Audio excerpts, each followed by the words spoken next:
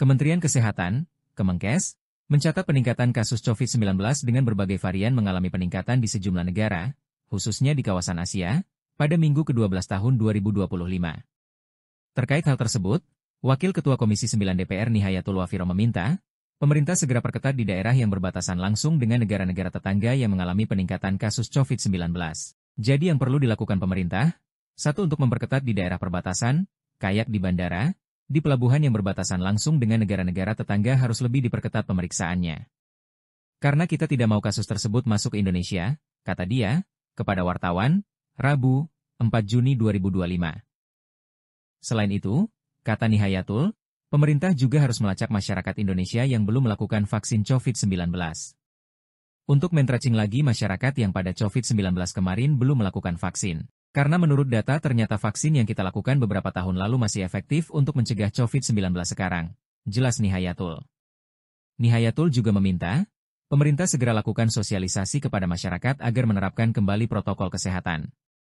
Dan yang ketiga melakukan sosialisasi kepada masyarakat untuk lebih mulai berhati-hati lagi terutama yang hendak atau baru pulang traveling dari negara-negara yang banyak terkena COVID-19 ini, tuturnya. Akan tetapi, menurut Nihayatul yang terpenting adalah mempersiapkan fasilitas kesehatan dan tenaga kesehatan untuk menghadapi jika gelombang COVID-19 di Indonesia meningkat.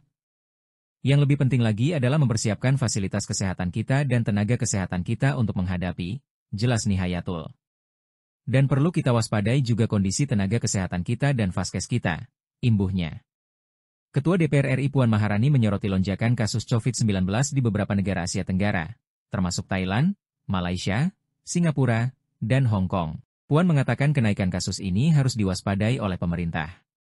Peningkatan kasus COVID-19 yang terjadi di kawasan Asia jelas tidak bisa dianggap enteng.